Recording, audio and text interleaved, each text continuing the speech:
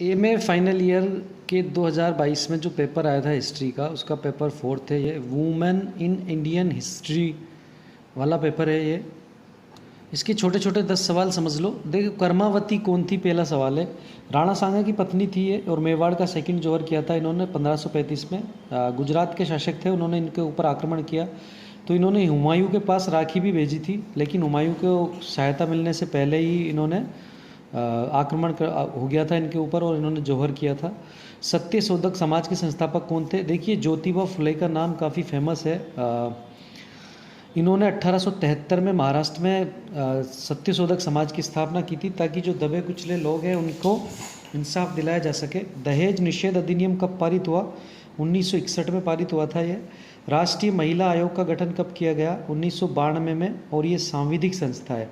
3 तरह की संस्था होती है जिनका गठन संविधान के अनुच्छेदों के तहत होता है, उसे संवैधानिक संस्था कहते हैं, और जिनका गठन संविधान क्या कहते हैं, संसद के द्वारा अधिनियम बनने के बाद होता है, उसे सांविधिक अधिनियम, सांविधिक संस्था कहते हैं। तो राष्ट्रीय महिला आयोग क्या है? एक सांविधिक आयोग है ना। इसके अलावा जैसे आरपीएससी है और यूपीएससी है, ये क्या है? संवैधानिक आयोग है। निर्वाचन आयोग है, संविधान के तहत जिनका गठन हुआ है वो संवैधानिक, और अधिनियम के तहत जिनका गठन हुआ है वो सांविधिक। मिशनरीज ऑफ चैरिटी की स्थापना किसने की? देखिए, 1950 में मदर टेरेसा ने इसकी स्थापना की थी।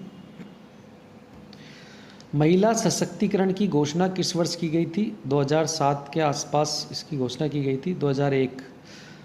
रानी झांसी रेजिमेंट की कप्तान कौन थी? देखिए, 1943 के आसपास सुभाष चंद्र बोस ने अपनी आर्मी बनाई थी, और उस आर्मी की एक रेजिमेंट थी जो महिलाएं, उसमें टोटल महिलाएं थी उसमें। उस रेजिमेंट का नाम था रानी झांसी रेजिमेंट, और इसकी कप्तान थी डॉक्टर लक्ष्मी स्वामीनाथन। समान वेतन बिल किस वर्ष पास किया गया था? 1976 में। अपराजिता दत्ता कौन है? देखिए, वन्यजीव संरक्षण के क्षेत्र में काम करती हैं अपराजिता दत्ता। भारतीय स्वतंत्रता आंदोलन की किन्हीं 2 महिला स्वतंत्रता सेनानियों के नाम लिखिए। इसमें कई नाम लिख सकते हो आप। एक तो ये आ सकता है इसमें, लक्ष्मी स्वामीनाथन का नाम लिख दो, सरोजनी नायडू लिख दो, महात्मा गांधी जी की जो पत्नी थी कस्तूरबा गांधी, वो भी लिख सकते हो आप।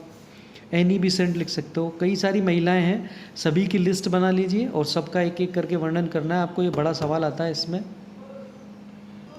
अब इकाई वाले प्रश्न शुरू हो गया आपके 10-10 नंबर के। ये 10 नंबर का प्रश्न है, मुगल काल में स्त्रियों की स्थिति पर प्रकाश डालिए।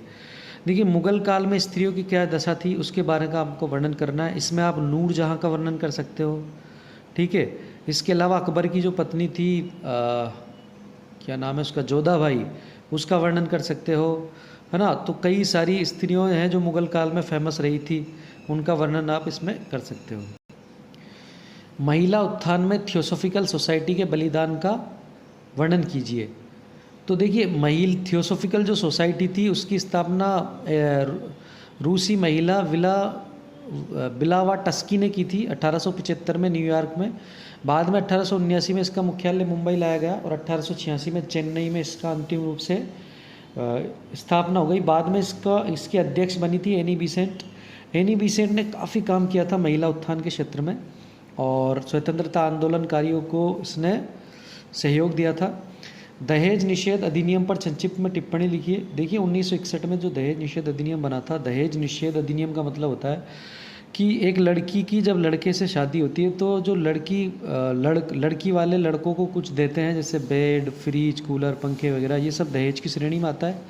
कैश भी देते हैं इसमें। तो दहेज को 1961 के अधिनियम से अवैध घोषित किया हुआ है। महिलाओं के संपत्ति संबंधी अधिनियम का वर्णन कीजिए। देखिए, सब जो संपत्ति होती है बाप की, उसमें बच्चों का अधिकार होता है, उसमें महिला और पुरुष दोनों का अधिकार होता है। तो महिलाओं के संपत्ति संबंधी जो अधिकार है उनके बारे में आपको लिखना है यहाँ पे। भारत के राष्ट्रीय आंदोलन में सरोजनी नायडू के योगदान का वर्णन कीजिए। सरोजनी नायडू ने महात्मा गांधी के साथ काफ़ी काम किया था। सरोजनी नायडू बाद में जब देश आज़ाद हो गया तो उत्तर प्रदेश की राज्यपाल भी रही थी, और इन्होंने एक बहुत बढ़िया बात कही थी जो आज भी अखबारों की हेडिंग्स बनती है। उन्होंने कहा था कि जो राज्यपाल होता है ना, वो सोने के पिंजरे में कोई चिड़िया को अपन कैद कर दे उसकी तरह होता है, यानी उसके हाथ पैर बंधे होते हैं राज्यपाल के। समकालीन भारत में नारीवाद पर प्रकाश डालिए। समकालीन भारत जो है उसका मतलब है आज़ादी के पहले से आज़ादी के बाद और अब तक जो टाइम चल रहा है उसमें। तो नारीवाद क्या है, अब नारीवाद का अर्थ भी पता होना चाहिए। देखिए नारीवाद वो होता है जब हम महिलाओं के अधिकारों की बात करते हैं तो वो नारीवाद की श्रेणी में आता है। तो इसके ऊपर आपको टिप्पणी लिखनी है। साहित्य के क्षेत्र में महादेवी वर्मा के योगदान की समीक्षा कीजिए। महादेवी वर्मा को कौन नहीं जानता, इनकी कविताएं हैं, इनकी किताबें हैं जो काफ़ी फेमस है, वो इनके योगदान के बारे में आपको लिखना है साहित्य के क्षेत्र में। मीरा पर एक टिप्पणी लिखिए। देखिए मीराबाई के बारे में जो है ये राजस्थान से संबंधित है सबसे पहली बात तो, है ना। अब ये राजपूत राजाओं से संबंधित है तो महाराजा रतन सेन की पुत्री थी ये, तो इनके बारे में पूरी डिटेल पता होना ज़रूरी है। भारत सरकार द्वारा कार्यस्थल पर कामकाजी महिलाओं की स्थिति में सुधार हेतु क्या क्या कदम उठाए गए। देखिए चाहे महिलाएं प्राइवेट कंपनियों में काम कर रही हो चाहे सरकारी विभाग में काम कर रही है, उन्हें कार्यस्थल पर कई तरह की यौन उत्पीड़न का शिकार होना पड़ता है। तो उसके लिए सरकार ने एक कानून बनाया है, उसका इसमें आपको टोटल वर्णन करना है सारा। कृषि क्षेत्र में महिलाओं द्वारा दिए गए योगदान का मूल्यांकन करना है इसमें। अब खंड से शुरू हो गया, 20-20 नंबर के सवाल है। प्राचीन भारत में महिलाओं की स्थिति पर टिप्पणी लिखनी है आपको। महिलाओं की स्थिति प्राचीन भारत में, मुगल काल में, अंग्रेजों के काल में और आज़ाद भारत में, ये सारी स्थितियां आपको पता होना जरूरी है। ठीक है, कोई सा भी सवाल आपके आ सकता है। इसमें प्राचीन भारत आ गया, प्राचीन भारत आपके वैदिक काल आ गया, गुप्त काल आ गया, इसके अलावा अशोक का काल आ गया, है ना, मौर्य साम्राज्य जो है वो आ गया। तो ये सारी स्थिति में आपको औरतों की स्थिति पता होनी जरूरी है। भारत में महिलाओं को 2000 ईस्वी तक दिए गए कानूनी अधिकारों का वर्णन कीजिए।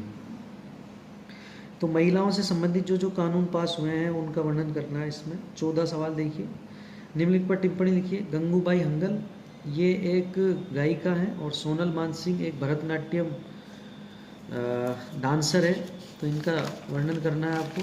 अगला लास्ट प्रश्न है ये 15वें नंबर का, महिलाओं की लैंगिक समस्याएं क्या है और सरकार द्वारा इस दिशा में किए गए कार्यों की विवेचना करनी है। लैंगिक समस्या का अर्थ पता होना जरूरी है पहले तो।